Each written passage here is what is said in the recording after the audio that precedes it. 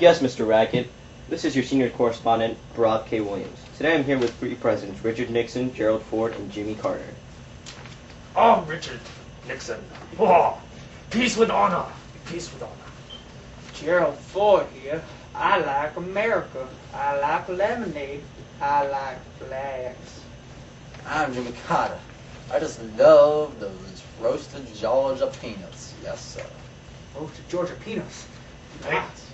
Peanuts. Please. Roasted. Have some peanuts, Richard Milhouse Nixon was born on January 9, 1913, was the 37th President of the United States, serving from 1969 to 1974. He was also the 36th Vice President of the United States in the administration of Dwight D. Eisenhower. Born and raised in California, Nixon attended Whittier College and the Duke School of Law before beginning the practice of law. During the Second World War, he served as a Navy lieutenant commander in the Pacific before being elected to Congress and later serving as vice president. After an unsuccessful presidential run in 1960, Nixon was elected in 1968. Under President Nixon, the United States followed a foreign diplomacy marked by détente with the Soviet Union and by the opening of diplomatic relations with the People's Republic of China. As a result of the Watergate scandal, Nixon resigned the presidency in the face of likely impeachment by the U.S. House of Representatives.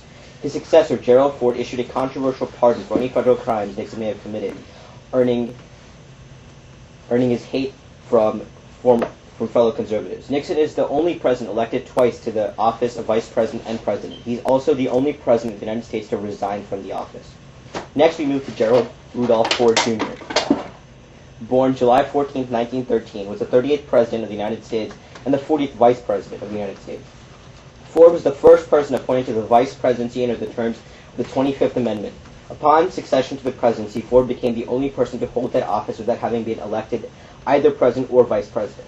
Prior to 1973, he served for over 8 years as Republican Minority Leader of the House of Representatives. In foreign policy, Gerald Ford signed the Helsinki Accords which marked a move toward détente in the Cold War. Even as the former ally, South Vietnam was invaded and conquered by North Vietnam. Ford did not intervene, but did help extract friends of the U.S. at home. At home, the economy suffered from inflation and recession. Ford came under intense criticism for granting a preemptive pardon to President Richard Nixon for his role in the Watergate scandal. In 1976, Ford narrowly defeated Ronald Reagan for the Republican nomination, but ultimately lost the general election to Democrat Jimmy Carter. Our final president, born in 1924, was James Earl Carter, a.k.a. Jimmy Carter Jr.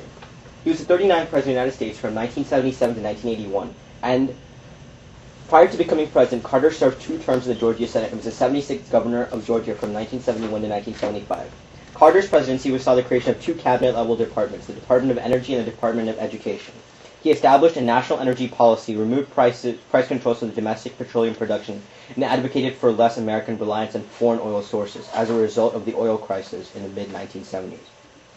He bolstered the Social Security system by introducing a staggering increase in the payroll tax in foreign affairs.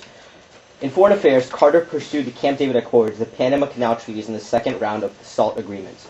He explicitly identified the support of basic human rights as a critical component of the American foreign policy. The final year of his term was dominated by the Iran hostage crisis, during which the United States struggled to rescue diplomats and American citizens held hostage in Tehran. That's all we have here for the presidents. Back to you, Mr. Rackett.